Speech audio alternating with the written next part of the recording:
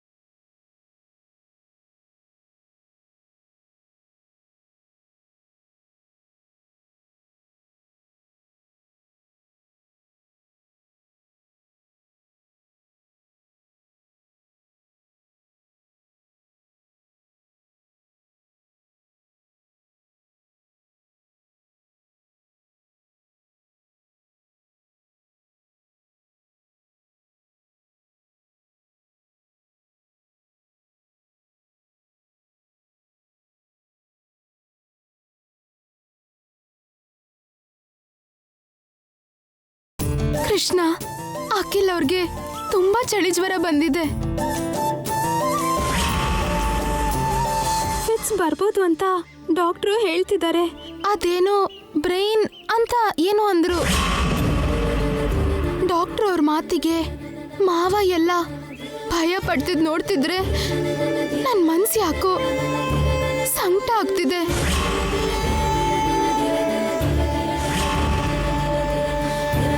ಏನೂ ಆಗ್ಬಾರ್ದು, ಅಖಿಲ್ ಅವ್ರಿಗೆ ಏನೂ ಆಗ್ಬಾರ್ದು. ಅದಕ್ಕೆ ನಿನ್ನ ನಂಬಿ ನಿನಗೆ ಪಂಚದೀಪ ಹಚ್ಚಿ ನಿನ್ನ ನಾಮಸ್ಮರಣೆ ಮಾಡಿ ನಿನಗೆ ನೈವೇದ್ಯ ಅರ್ಪಿಸ್ಬೇಕು ಅಂತ ಬಂದಿದ್ದೀನಿ. ಅಖಿಲ್ ಅವ್ರನ್ನ ನೀನೇ ಕಾಪಾಡಬೇಕು,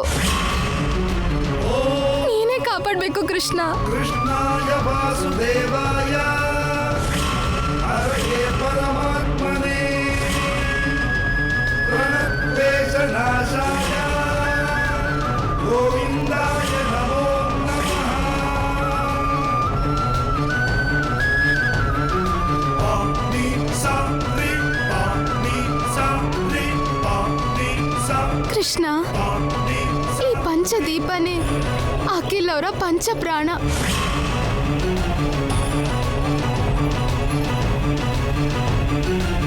ಅವರು ಗುಣ ಆಗ್ಲಿ ಅಂತ ಹಚ್ಚಿರೋ ದೀಪ ಗಾಳಿನಲ್ಲಿ ಹಾರೋ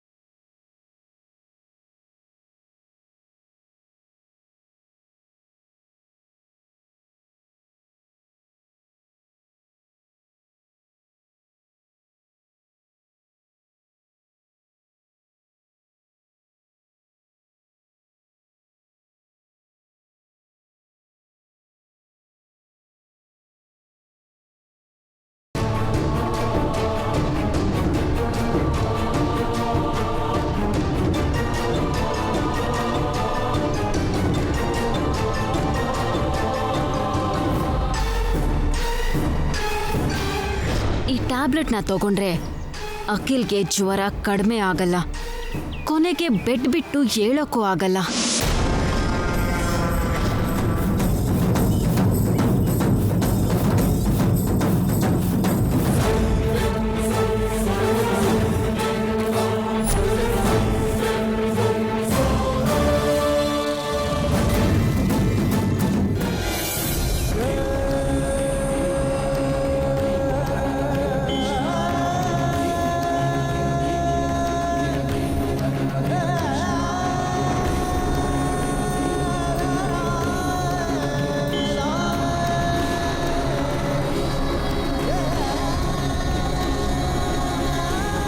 ಈ 2ನೇ ಡೋಸ್ ಕೊಟ್ಮೇಲಾದ್ರೂ ಕಡಿಮೆ ಆದ್ರೆ ಚೆನ್ನಾಗಿರುತ್ತೆ. ಆಗ್ತಾನೆ ವಸಂತ, ನಾರ್ಮಲ್ ಆಗ್ತಾನೆ. ನೀನ್ ಟೆನ್ಷನ್ ಮಾಡ್ಕೋಬೇಡ. ಟೆನ್ಷನ್ ಮಾಡ್ಕೊಳ್ದೆ ಹೇಗಿರ್ಲಿ ಹೇಳಿ? ಬೆಳಗ್ಗೆಯಿಂದ ಕಣ್ ಬಿಡೋಕಾಗ್ದೆ ಮಲ್ಕೊಂಡೇ ಇದ್ದಾನೆ.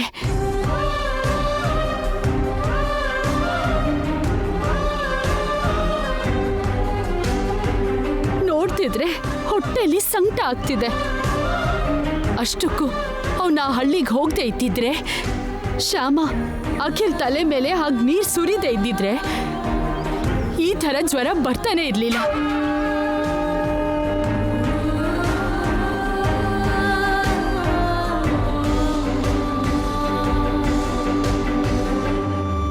ಶ್ಯಾಮನಿಂದಾನೇ ಅಖಿಲ್ಗೆ ಜ್ವರ ಬಂದಿದೆ ಅನ್ಕೊಳ್ಳಿ. ಆದ್ರೆ ಹಾಗೆ ಪದೇ ಪದೇ ನೀರ್ ಸುರಿದಿರೋ ವಿಷಯನೇ ನೀವು ನೆನ್ಪು ಮಾಡ್ಕೊಳ್ಬೇಡಿ ಅತ್ತೆ, ನಿಮಗೆ ನೋವಾಗುತ್ತೆ. ಹಾಗೆ ನೋವು ಕೊಡೋ ವಿಷಯನ ತುಂಬಾ ಸಲ ನೆನಪು ಮಾಡ್ಕೊಳ್ಬಾರ್ದು.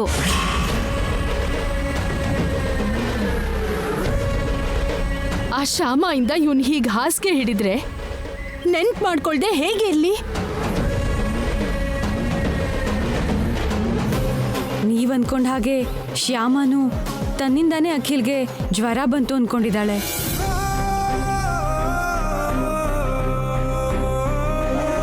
ಅದಕ್ಕೆ ಅಖಿಲ್ಗೆ ಬೇಗ ಜ್ವರ ಕಡಿಮೆ ಆಗಲಿ ಅಂತ ತಲೆ ಸ್ನಾನ ಮಾಡಿ ಕೃಷ್ಣಂಗೆ ಪಂಚದೀಪ ಹಚ್ಚಿ ಸಂಜೆ ಆಗೋವರೆಗೂ ಕೃಷ್ಣ ನಾಮ ಸ್ಮರಣೆ ಮಾಡ್ತಾ ಉಪವಾಸ ವ್ರತ ಮಾಡೋಕೆ ಶುರು ಮಾಡಿದಾಳೆ.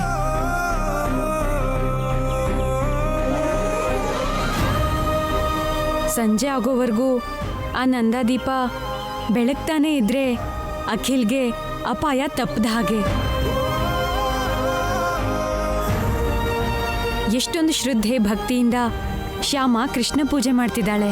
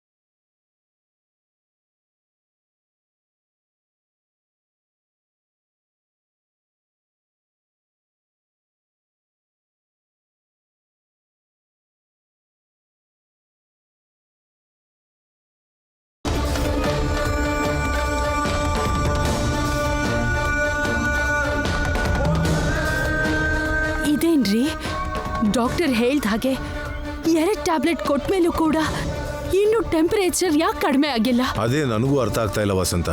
ಜ್ವರ ಕಡಿಮೆ ಆಗೋ ಟ್ಯಾಬ್ಲೆಟ್ನ ಕೊಟ್ಟಿದ್ರೆ ತಾನೇ ಕಡಿಮೆ ಆಗೋದಕ್ಕೆ.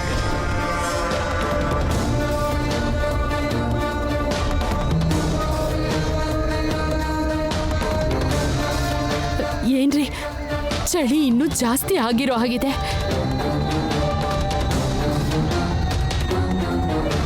ಐಶ್ವರ್ಯ, ಡಾಕ್ಟರ್ಗೆ ಫೋನ್ ಮಾಡು. ಹಾ ಸರಿ ಅತ್ತೆ.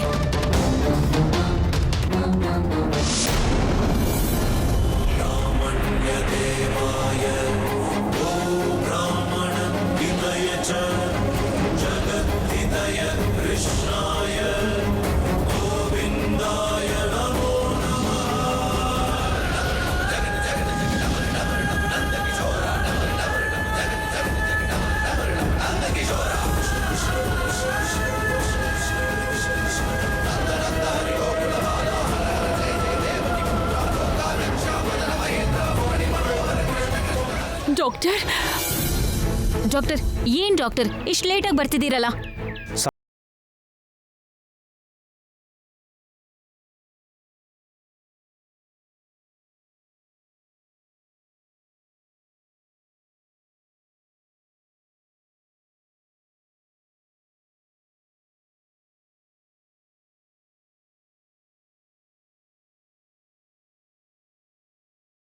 ನಾರ್ಮಲ್ ಆಗೇ ಇದೆ.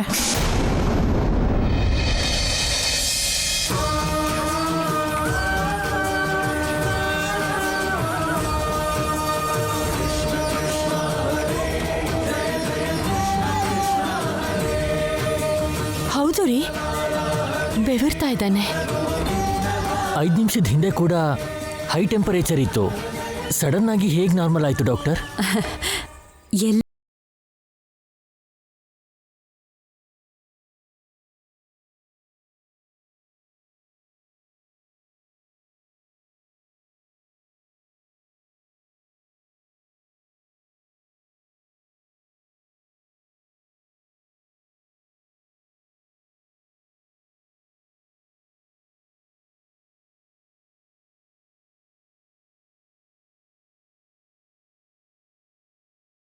ಇದು ಜ್ವರ ಕಡಿಮೆ ಆಗೋದಕ್ಕೆ ಟ್ಯಾಬ್ಲೆಟ್ ಕೊಡ್ತೇ ಹೋದ್ರೂ ಜ್ವರ ಹೇಗೆ ಕಡಿಮೆ ಆಯ್ತು?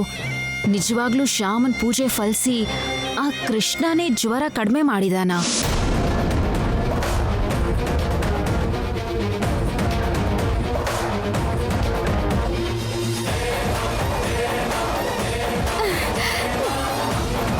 ಸಂಧ್ಯಾ ಸಮಯದವರೆಗೂ ದೀಪ ಏನು ಆಗದೆ ಬೆಳಗ್ತಿತ್ತು.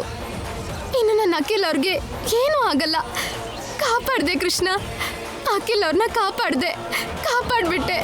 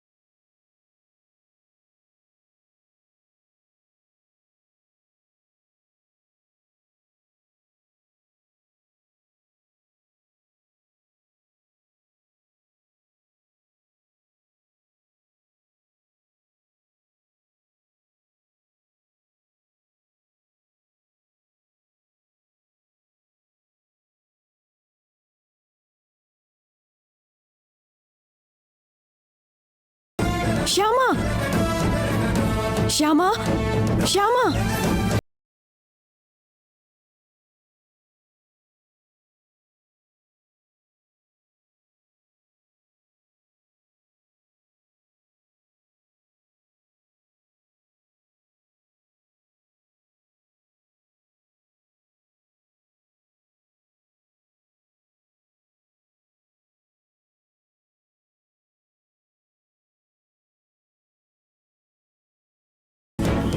ಏನ್ ಶ್ಯಾಮ ಏನಾಯ್ತು? ಏನಿಲ್ಲ ಅಕ್ಕ, ಸುಸ್ತಾಗಿ ತಲೆ ತಿರ್ಗೋ ಹಾಗಾಯ್ತಷ್ಟೇ. ಅಯ್ಯೋ, ಅವ್ರು ಹೇಗಿದ್ದಾರೆ? ಜ್ವರ ಕಡಿಮೆ ಆಗಿದೆ ಅಲ್ವಾ? ಕಡಿಮೆ ಆಯ್ತಮ್ಮ. ಅಖಿಲ್ಗೆ ಜ್ವರ ಪೂರ್ತಿ ಕಡಿಮೆ ಆಗಿದೆ.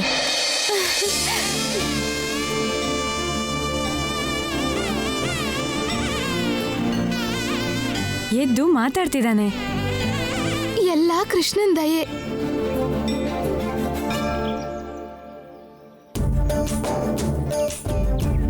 ಹೌದಮ್ಮ, ಎಲ್ಲ ನಿನ್ ಕೃಷ್ಣನ್ ದಯೆ.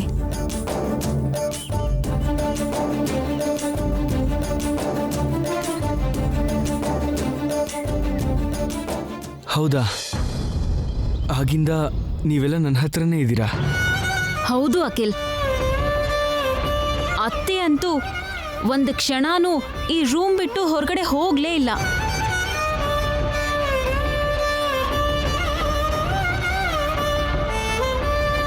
ಹಾಸ್ಪಿಟ್ಲಿಗೆ ಅಡ್ಮಿಟ್ ಮಾಡಬೇಕಾಗುತ್ತೋ ಏನೋ ಅಂತ ನನಗಂತೂ ತುಂಬಾನೇ ಟೆನ್ಷನ್ ಆಗಿತ್ತು. ಸಾರಿ, ನಿಮ್ಮೆಲ್ಲರಿಗೂ ತುಂಬ ಟೆನ್ಷನ್ ಕೊಟ್ಬಿಟ್ಟೆ ಅನ್ಸತ್ತೆ. ಸಾರಿ ಅಕ್ಕಪ್ಪ, ಸಾರಿ. ನಿಂಗೋಸ್ಕರ ಅಲ್ದೇ ಇದ್ರೆ ಇನ್ಯಾರಿಗೋಸ್ಕರ ನಾವು ಟೆನ್ಷನ್ ಮಾಡ್ಕೋತೀವಿ ಹೇಳು?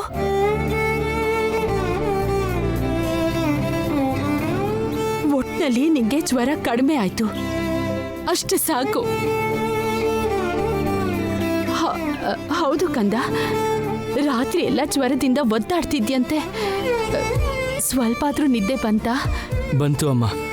ನನ್ಗಿಷ್ಟ ಅಂತ ರೂಪರಾಣಿ ಹಾಡು ಹಾಕಿದ್ಯಲ್ಲ,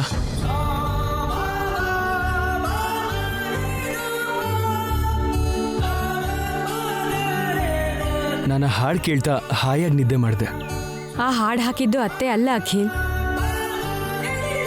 ಬಹುಶಃ ಶ್ಯಾಮ ಹಾಕಿರ್ಬೇಕು. ಶ್ಯಾಮನ? ಹೌದು.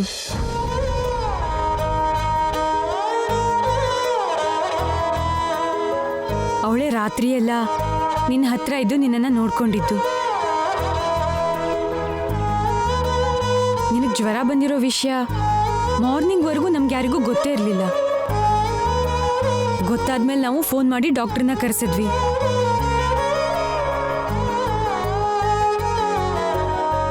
ಹೌದಾ?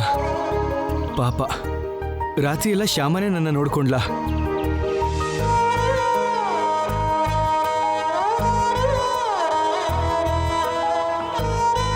ಅದ್ಗೆ ಶ್ಯಾಮ ಎಲ್ಲಿ?